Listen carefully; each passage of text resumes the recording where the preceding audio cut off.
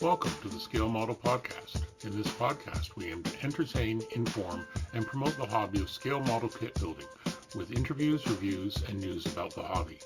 The Scale Model Podcast currently is recorded bi-weekly and is available where your favorite podcasts are found, including iTunes, Google Play, Spotify, and Stitcher, as well as our website at scalemodelpodcast.com. We also publish extra video content and complete episodes on our YouTube channel. Feel free to like and subscribe to our Facebook page at facebook.com/scalemodelpodcast. There's also a Patreon page at patreon.com/scalemodelpodcast. Your support helps with the podcast hosting costs and enter you into giveaways and exclusive items for our Patreon members. Welcome to episode 42 of the Scale Model Podcast, sponsored by Goodman Models. My name is Stuart Clark, and tonight I am not at Goodman Heavy Industries. I am in my own bunker, protecting myself from the coronavirus, and Mr. Anthony Goodman is in his bunker, protecting himself from the coronavirus, and we've got we've got the string and two cans connected together, so we're High talking tech. Yeah, how are you, sir? I'm very well. How are you doing, Stu? Not bad, not bad. I've actually, if listeners hear me sniff tonight, no, I am not infected with the coronavirus. I think my allergies have kicked in. So yeah, sneezing away and stuff like that because it is spring. But no, my wife is healthy, and you and your family are healthy. So far so good. Keep your fingers keep knocking your finger. No, keep knock on wood. See, knock on wood. Yep. Cross your fingers. I should be drinking like our friends, down south. Yeah. I should have had some modeling juice, but that's okay. All right, so lots going on, just a ton. Obviously, we're talking about the coronavirus. We're going to go through that. Just a couple of latest news from the Scale Model Podcast. We're going to have some more product reviews coming. We've been really busy. I've just finished one on some great Valkyrie masks, canopy masks from our friends at Return to Kit Form. Yeah. They were nice enough to supply us with some masks. I just finished that video last night. So I should finish editing it and get it up on the YouTube channel in the next day or so. So we'll do a post about that. And then finally, Aqueous Paint. We've been talking about this off and on. It's finally available in Canada. So I went down to our good friends at Neo Tokyo, which is a great anime store, but he also carries a lot of Mr. Color and Gundam kits and Star Wars kits. And I remember one of the guys who works in the shop, Pete, is a big Gundam guy, and I think he's becoming my crack cocaine dealer. He always seems to know the kits I want when they're available. But no, he was nice enough to tell me they were ordering it. Yep. So again, I've done a photo review on that one. I'm gonna post that in a little bit. So I picked up a couple of colors for the Valkyrie, and I'll talk about that in a little while. But yeah, first impressions, I'm very happy with it. Kind of reminds me of the old stuff, and so that'll be fun. And then you've been working away on that. Yeah, what have you been? You've been working on that thing for John Moscato. Yes, and we're going to be talking about this a little bit later on in the episode. I've been working on the M72 Gabriel, which is sort of the unique creation from John, and I've also been working on the Quincy Row, which is the Quaidloon row from Macross, working on that simultaneously, trying to get those two together, and they're just a real treat, both of them. Awesome. Yeah, and we did do an unboxing video. We've released the first unboxing video. That's right, yep. Of the Quincy Row, and I should have the second one hopefully up again within the week. So lots of content coming out. So we really appreciate everyone's comments and stuff like that. So all right, we're going to move right on to the mailbag. A couple of things we're going to start with. Obviously, with this coronavirus, a lot of shows are being either canceled or delayed. It's understandable. It's disappointing, but it needs to be done, folks. This is very serious. I actually have a new job. I actually work in a hospital in the IT department, and they're doing lockdowns. And so, I'm very much involved in getting clinics set up and stuff like that. So it's been a very busy couple of weeks. It's like starting a new job and being thrown into the deep end. Right away. Definitely. a good team, but no, you got to take this serious when they talk about social distancing and washing your hands and stuff like that. This is really serious stuff, guys. And I know some local stores have closed and or It's mail the order. good call. Yeah. Yeah, So it's anyway, the right call. yep. So the first one was Mosquito Calm. Our good friend Devin Poor out of New Jersey. We advertised it last year, but they've actually rescheduled it. It was originally going to be on April 4th. It's now going to be on August 22nd, knock on wood. And Yep. again, we'll have the links to their New Jersey IPMS website on our show notes. Also, John, JB Closet Moderer, unfortunately, the IPMS Three Rivers show in Pittsburgh that was scheduled for the 21st this weekend, that's been canceled.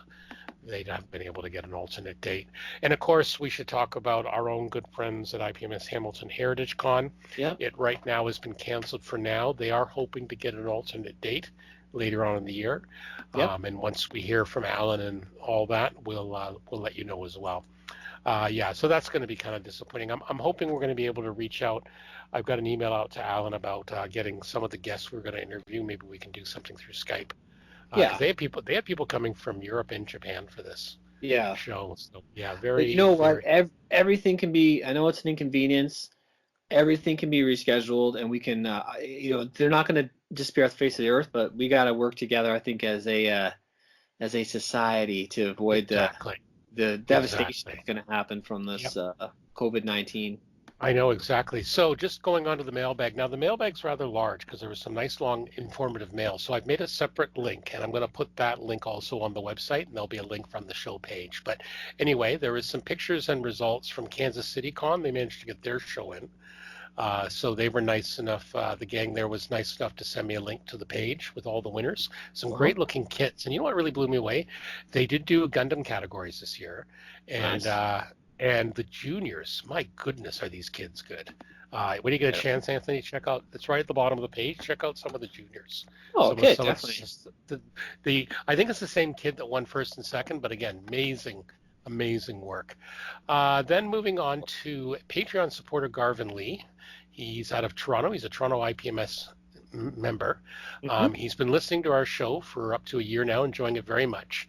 And he has a pet peeve, and I can understand this. We keep talking about 1/35th and huge scale models, but hardly about the teeny tiny ones, like 1/144 scale aircraft and Yeah. 1/2000 scale ships by F Toys, also known by F Toys Confectionery. He says he lives in a condo and therefore have little space. So he I likes get that. helicopters. And, yeah. So Yeah. you actually, because again, you're in Japan, you actually know a little bit about this, Oh man. about Yeah. these F toys. I think, well, just in general, right? You when you have an apartment, it's very hard to have a house there. Most people live in apartment kind of living is very typical, and yeah, I mean, there a lot of small scale stuff is very beloved there. Like for example, N scale trains, right? That's Mm-hmm. huge because they don't have a ton of space, but No, they they love don't. all the same stuff we do.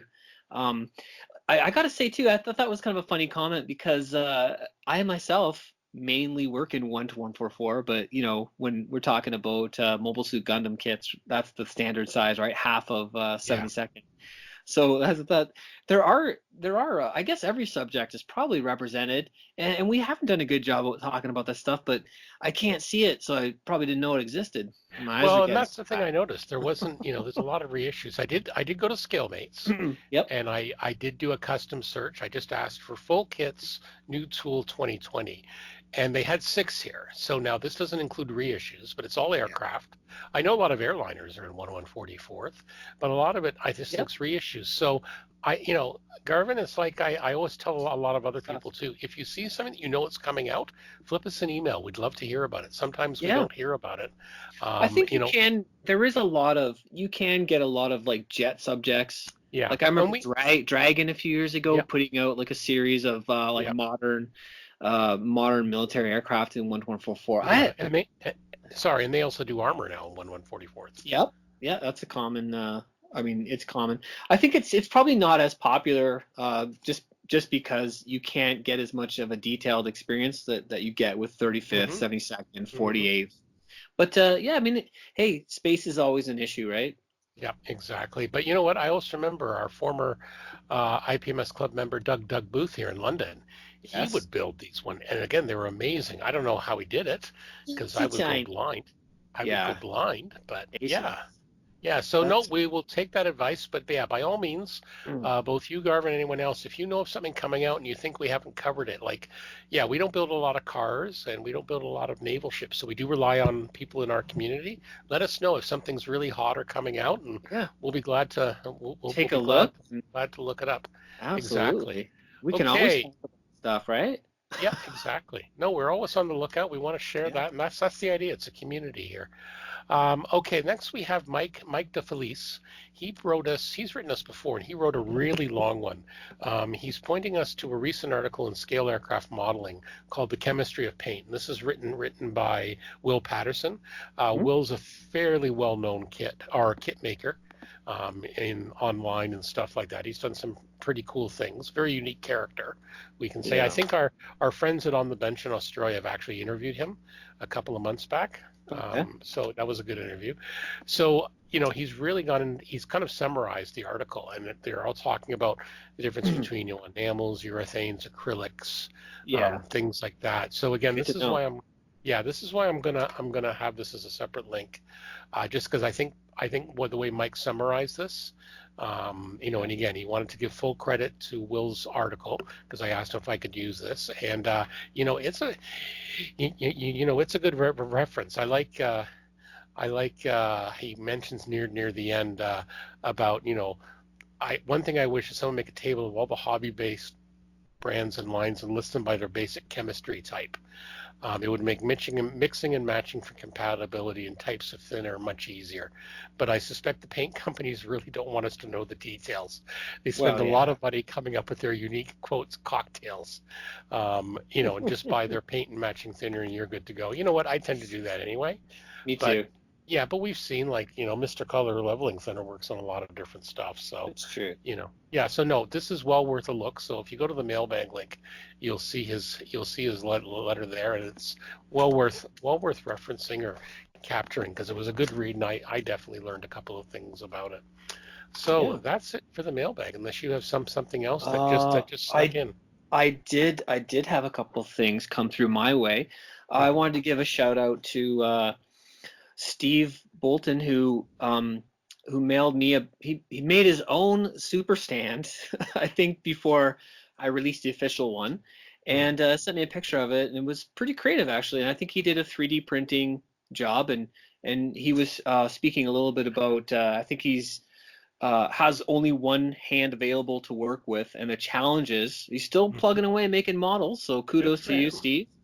And he kind of made the super a super sanding block stand of his own design so he could reach them a bit easier. And then he also Awesome. had them on a flat. Yeah, good for you. It was very industrious, and keep working away. At your kits, that's good that you can still get some enjoyment out of it and kind of keep your passion alive. So thanks for Well, sending that in, Steve. yeah, that's awesome. Okay, anything else? Oh, what else? Oh, did we talk about our good friend John from JB Closet Modeler wrote in a while ago to talk about the he wanted us to talk about the IPMS Three Rivers I Pittsburgh actually show. did. I actually Did just we? mentioned that a few moments ago. Did Yeah. we cover that one? Yep, So yeah, that's okay. there's gonna be a lot of shows. Oh, I there's going to think be a lot. I that think assume it's canceled yeah, or yeah, delayed.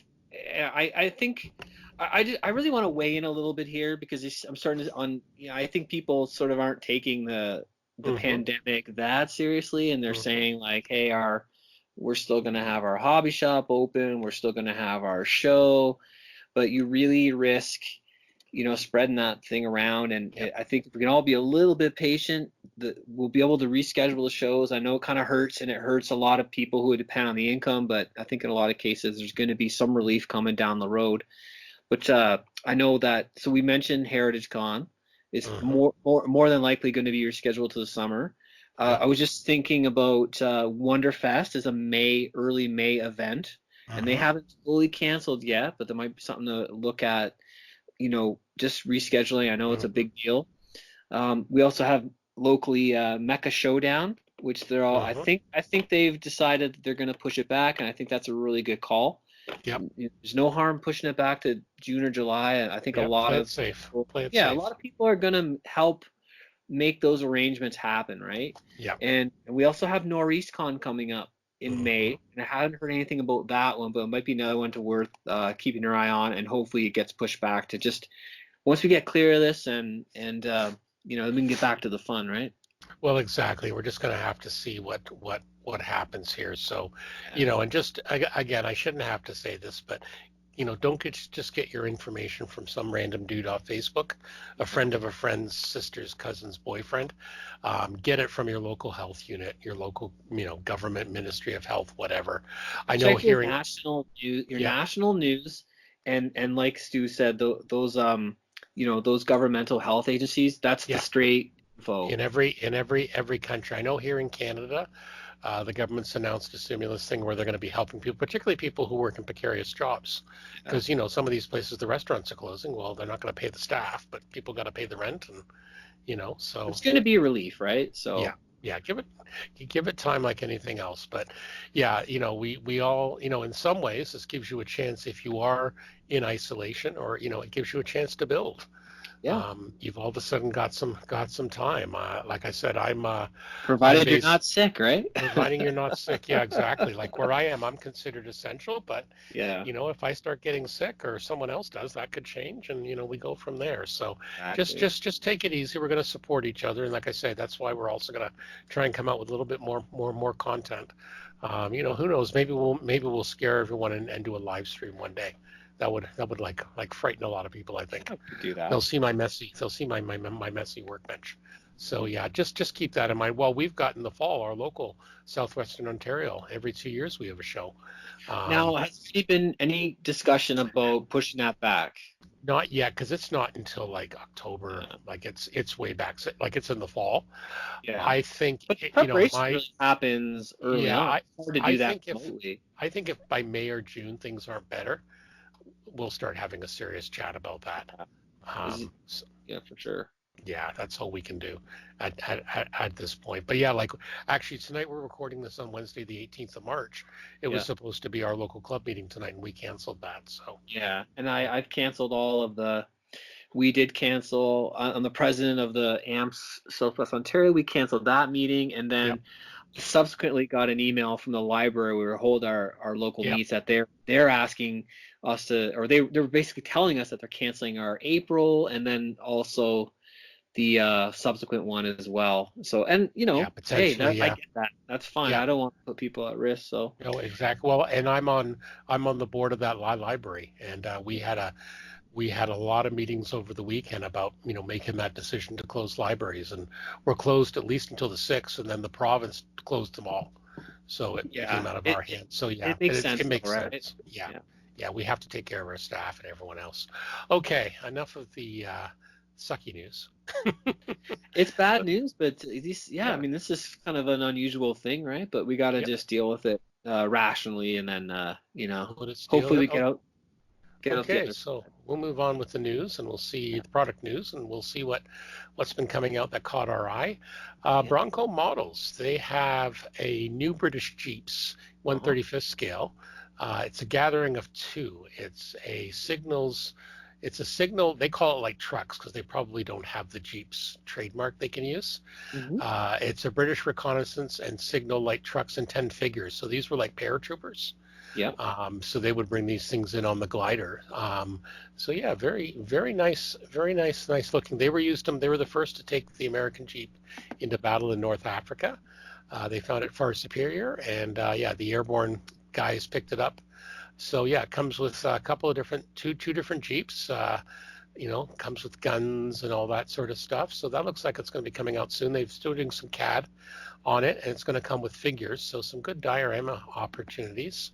A lot of photo etch, looks like brackets for the various wireless sets and the cable drum holders and all that. So yeah, that Uh-huh. looks like, and they're saying April 2020. Now, we also have to point out that some of the stuff coming from China seems to be over the worst of it. They're starting to kick back in again, but again, these Hmm. dates may change. Let's keep Yeah. in mind. Yeah, for sure. Be patient. Okay. Yeah, that's all we can do. I have enough stuff in my stash right now. Yeah. Okay, moving on to Hobby Boss. Their March release in 1/72nd scale, the SS-23 Spider. missile. They call it a car, but it's really a truck. So this is a tactical ballistic missile.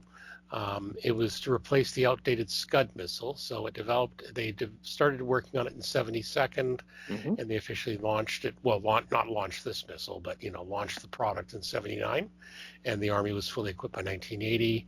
It was given the NATO code name Spider SS-23. So it comes with like a nice little truck again. I love those Cool. Soviet trucks. You can do some cool things with a bloody great missile off the back end. It kind Yeah. of points it in the right direction, and away you go. Yep. So yeah, the range was 500 kilometers, and this was designed to attack NATO airfields, basically. So, but what they did do is as part of a treaty they were eventually destroyed in the late 80s. So Oh quite a yeah.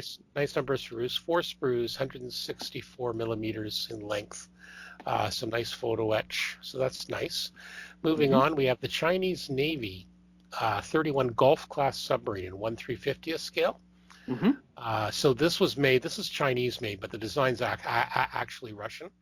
Mm-hmm. So this was the only type of ballistic missile subs that the Russians allowed to be licensed abroad. So Wow. this entered service in '64. So yeah, this gave the Chinese the basically the ballistic capability under the ocean. So there was designed. It's a very early model. It was designed to only carry three Mm-hmm. missiles. Originally the Soviet model, but the Chinese put a slightly larger missile in, so it can only do two. So Wow. again, lots of photo etch. So looks pretty cool if you're into the subs. And I know Mm-hmm. there's a bunch of people out there. At some point, I want to do a sub. I want to do like USS Dallas or like one of the other, Yeah. it's like from the Tom Yeah. Clancy movies. For sure. These, Yeah. A yeah. sub isn't like that. That's definitely something that kind of they have just such an interesting look, and Mm-hmm. it also kind of attribute a lot of weight to that vehicle in terms of the devastation they can Oh yeah. Yeah. enact Airplane on the world, deterrence. right? Yep. So yeah, it's kind of an interesting vehicle for sure. Well, I think it was either Julian or Ian from our friends at On the Bench. They were talking about it not long ago, and I think we mentioned it too. In many ways, doing a sub, I think it was Julian said it's the ultimate form of modeling because you can't hide your seam lines, or you've got to Yeah. be right on. Like it's Right. it's essentially a round cylinder.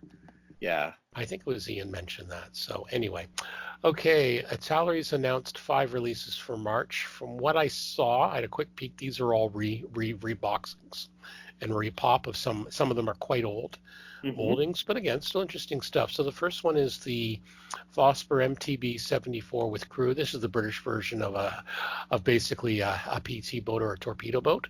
Mm-hmm. So this one was involved in the Operation um, Chariot, which was the raid at the dry dock at the French port of Saint Nazaire. Mm-hmm. So the reason they wanted to knock this out is this is the only dry dock in the east on the Atlantic coast under German control that could accommodate the battleship Tirpitz, Mm-hmm. which was kept up in Norway.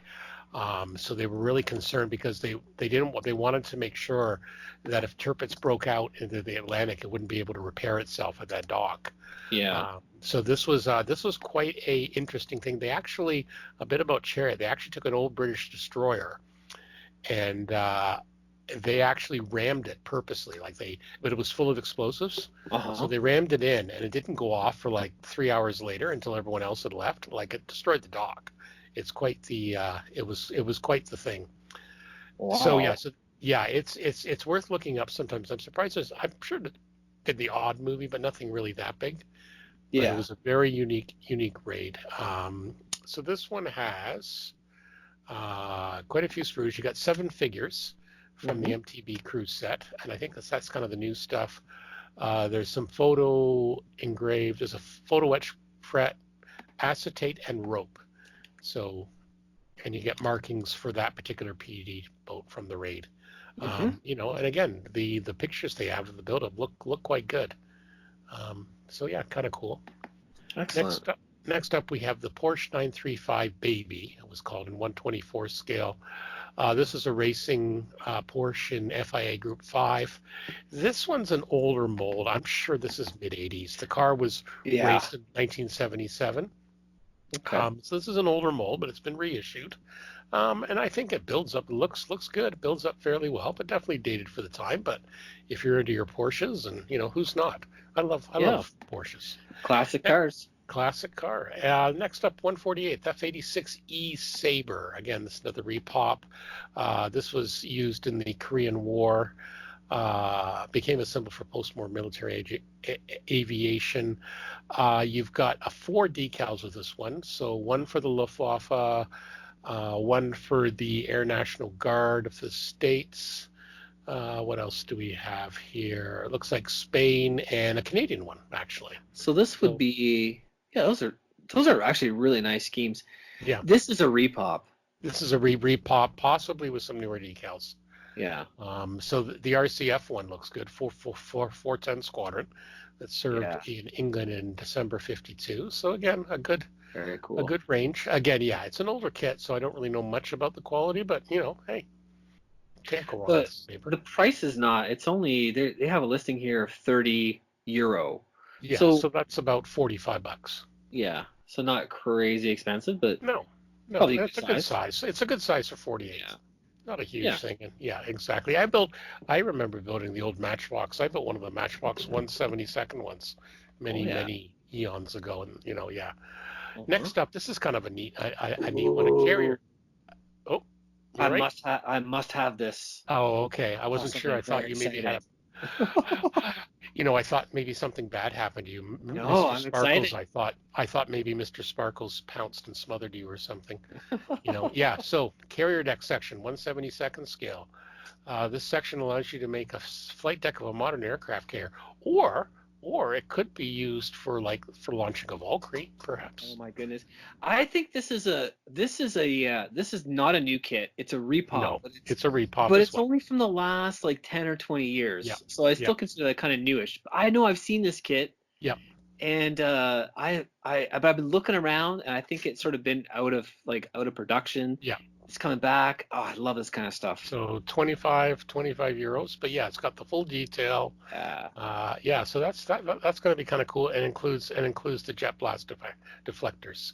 So Very yeah, I could see if you wanted to do like I said, Navy aircraft, or like I said, I happen Yep. to have a 172nd scale Valkyrie, and they can be launched I have here. about 20 and they're all Yeah, carrier based. yeah. So there you go. So yeah, you definitely have some choices. I'll be finding this for sure. All right. Next up, 172nd scale T-34-76. This is the 1943 model. Again, this is an older kit. Comes with one, two, three, four, five schemes, including a captured German one, or Hmm. captured the Romania, 23rd Panzer Division Romania, but the rest is like Czech. Wow. Yeah, all different ones. I'm trying to remember if I built this one or the Matchbox one years ago. Again, this is And it's not the same. The Matchbox didn't sort of find its way into the well, it might have been different. I just remember building a T-34. I don't yeah. remember if it was this one or the Matchbox one. I really don't remember. And of course, there was different models, right? Yeah.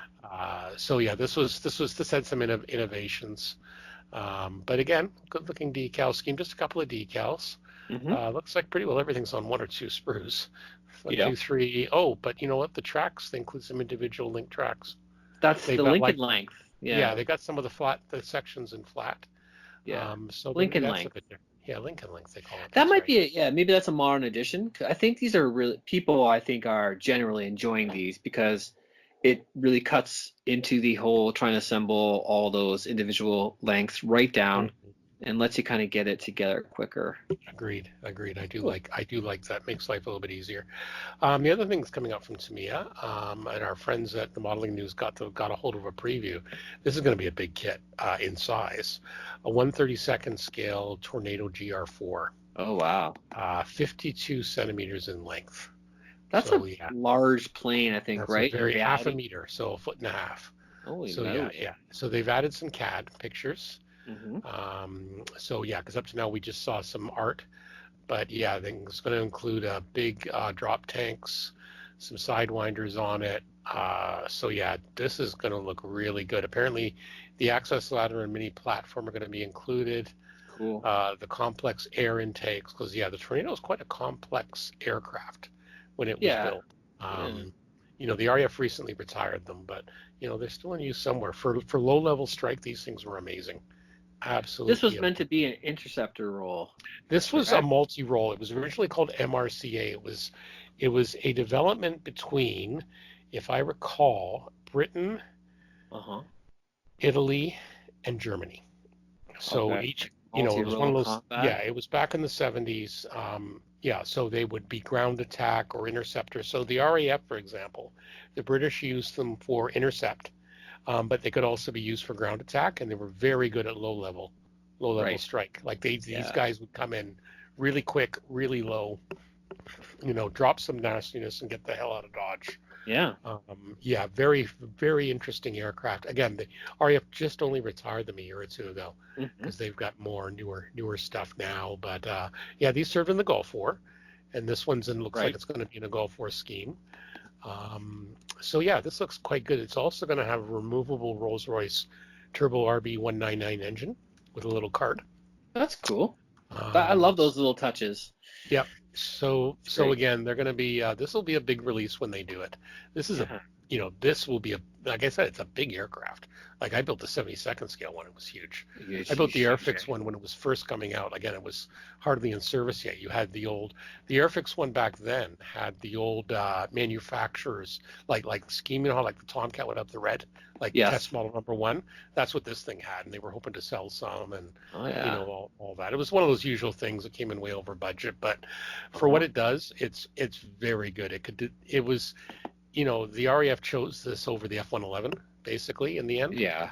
Yeah. for low-level strike. It can deliver a lot of ordnance on target, and again, a lot of those times you'd see the videos of the laser-guided bombs. These in Iraq, these were dropped by tornadoes. Hmm. So yeah, very, very capable aircraft. So No I thought kidding, it'd be eh? worth pointing out. Next up, amusing hobbies. They've got another what if. This is yeah, it was known as the shit barn. This was I think there was only two built. This was a experimental assault gun. So this is called the FV4005 Stage 2. 135th scale. So this was built early in the Cold War by the British. Uh-huh. It's also in World of Tanks, and that's why they're doing it. Ah, So okay. this was a self-propelled gun. Um, so basically, in the early 50s, they developed a new anti-tank gun, 183 millimeter L4. Okay, Hmm. so then they had to find a mount for this monster, right? Because this thing is, it's huge, right? When you consider self-propelled Yeah. guns from the war, 88 millimeter, 120, even the modern day Abrams is only 120 millimeter. This thing was 183 millimeters. Yes, We're this getting, was a real thing. I remember yeah, this prototype anyway yeah. So was a real. basically, Yeah. basically they were working at the same time on a universal tank where they'd slap on different things. Yes. So um, they did different mock-ups. They tried one under the universal tank, and then that didn't work. So they then decided, okay, let's slap it on a Centurion, Yes. and that Remember became that. this thing. So the There's a gun big door itself, on there's a large oh door yeah, on the yeah, backside of the the thing's huge. turret, right? The thing's huge. It's not designed to be aerodynamic. Let me put it that way. The Yeah. gun itself weighed 4 pounds. When Wow. fired, it produced the equivalent of 87 tons of recoil force. There was Four only one four type of ammo, tons. for Four 87 tons, tons. right? It weighed 4 tons, and when it fired, it generated 87 tons of recoil. There was only Recoil. one type of ammo. Uh-huh. The shell weighed a combined total because it was like a battleship. You had the gun, and then you had the propulsion cartridge. So combined, 231 pounds. My They did goodness. they did do some live fire. In two shots, the 183 blew the turret clean off of the Centurion and split the mantlet of the Conqueror in half. Wow. But this is around 1955. Yeah, they were just Uh, trying stuff out, right? oh yeah, yeah, huge box turret. The idea with this wasn't supposed to get too close. It was supposed to be like shoot and scoot, Yeah. because again, anything got close to this, it was like, just paint the target on it. Yeah. Um, so you had the massive turret itself housed four crew members, commander on the forward left, gunner on the front right, and it had two loaders positioned behind the gun. Right. Okay, actually, just a good picture here on the Yeah, Mauling News of the rear that I know I've seen this before, and it yeah, has the scoop on the yeah, back that's supposed to be like a support yeah. support bar. I've actually seen this live. Really? It's a Gate Guardian at the Royal Army Tank Museum in Washington. Cool. So yeah, it's still there. And there's also the predecessors there in the vehicle conservation section. So yeah, Wow. this thing is, but again, it's been basically been in World of Tanks a lot. Yeah. So they improved it for the game, and again, I think it's going to be kind of fun. So it should be available in the next 2 months, and I'm sure there's people that love this in World of Fun. Tanks. Yeah, Yeah. it's a bloody Yeah, great beast. It's a bloody great beast. it sure is. Yeah. Just again, That just is a don't lot let of it fun. get, just don't let it get too close because it's not like it's got sloping armor. It ain't gonna Yep. be deflecting the shot. Okay, next up, Masterbox. They have two new kits. They've got some World War II Germans and Uh-huh. 18th century Native American sets. So the first one is a Stug 3 crew, and their subtitle is "Their position is behind that forest." So it shows like some people standing on top, one of the soldiers telling an officer, Yeah. pointing in the general direction where the rest of the guys are sitting there. Masterbox makes some nice stuff. Their molds are always good. Yeah, they seem to be. Yeah, and they use Vallejo for the color callouts. They've always done good stuff.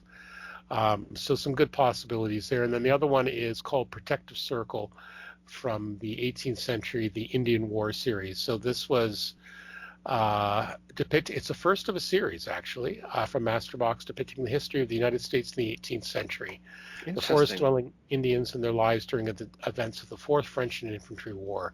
So you've got several figures. There's one guy that's one war that's slightly wounded, and the next one's giving some first aid, and the rest are kind of protecting him around. And again, the moldings Yeah. look absolutely amazing. Apparently, the series eventually will show Rogers Raiders, Redcoats, the British, and also French soldiers. I'm not very familiar with this particular war, so I can't really say who Rogers Raiders was. I assume they were very good at what they did since they're named. Uh, Yeah. so yeah, so they should be available, they're saying, from their distributors in either March or April. Yeah. So yeah, Let's keep those loose, everybody, just because we don't know how things are going to play out, but it'll all come out eventually, right? yeah. Okay, moving on. What's coming out in the world of great bloody big gunplows and giant robots Yeah. and There's been a ton of episodes? news, so Hmm. I decided to check out GundamKitsCollection.com, and they got a good roundup here. There was a whole bunch of interesting stuff coming out. There's a P Bondi, the Reborn 100, Gun Easy in the ground type, the Bluebird team colors. So that's coming out in July. I think it looks really sharp. That's awesome. And then there's another real grade 1 to 144 scale RX 93 new Gundam, but in a titanium finish. So Okay, these are popular. It's like where it's coated, right? right. I'm not a huge fan, but they seem to be coming out all the time. So that I think some people are really into that. So And is this a bit, sorry, is this a bit like, remember years ago you could get like starships with the chrome finish? yeah, Kind of that similar idea too? exactly. Okay, It's been chromed.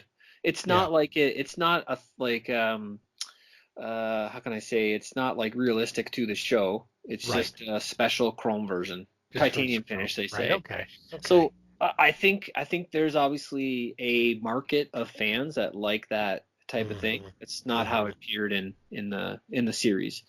There's also so that titanium new Gundam is coming out in March, so that should Hmm. be supposedly right around the corner. There's another P Bondi Master Grade, so that's 1 to 100 scale. The Ale Strike Gundam version, which is version RM, Hmm. and it's clear color. That's another interesting variation Yeah, I'm where, looking at that. Yeah. yeah, it's just you get all the parts, but they're clear. Well, But I the guess, color, I guess for the younger modelers might be yeah, something.